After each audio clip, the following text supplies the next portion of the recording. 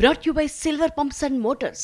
Top quality और consistent performance के लिए सिर्फ सिल्वर पंप्स नाम याद रखना। కాళేశ్వరంపై దుష్ప్రచారం చేస్తున్నారు. కాంగ్రెస్ బీజేపీ ఒక్కటై నిందలు వేస్తున్నాయి. మాకు రాజకీయాల కంటే రాష్ట్రమే ముఖ్యమన్న హరీష్.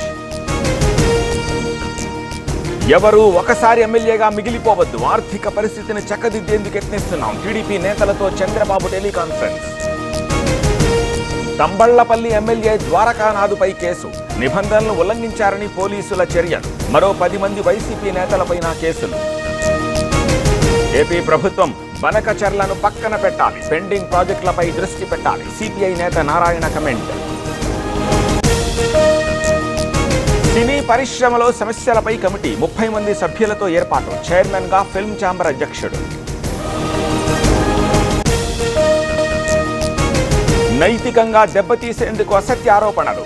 మేం రాజశేఖర్ రెడ్డి కుటుంబంతోనే ఉంటాం, కేసులకు భయపడేదే లేదన్న అబ్బయ్య చౌదరి.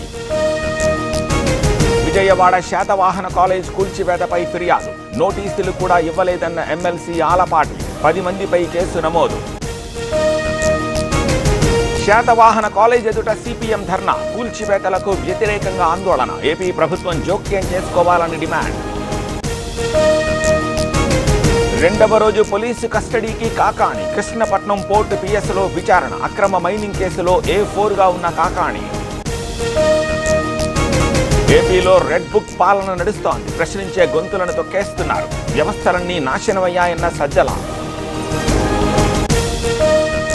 కొత్తగూడెం జిల్లా అశ్వాపురంలో తనిఖీలు, 130 కిలోల గంజాయి స్వాధీనం, ఒకరి అరెస్ట్.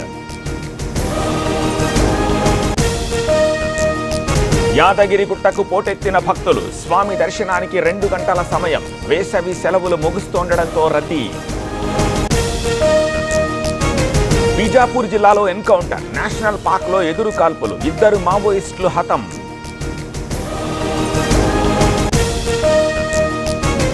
రేపు ఎల్లుండి చేప ప్రసాదం పంపిణీ, నాంపల్లి ఎగ్జిబిషన్ గ్రౌండ్స్ లో ఏర్పాటు. ఎవ్వరికీ అసౌకర్యం కలగకుండా చర్యలు.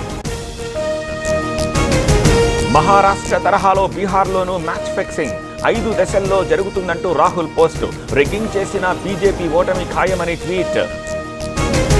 భారత్లో విజృంభిస్తోన్న కరోనా, 5755 మందికి చేరిన యాక్టివ్ కేసులు. గత 24 గంటల్లో 4 మృతి. నిజామాబాద్ గాయత్రి నగర్లో విషాదం, ఇంట్లో ఉరి వేసుకుని దంపతుల ఆత్మహత్య.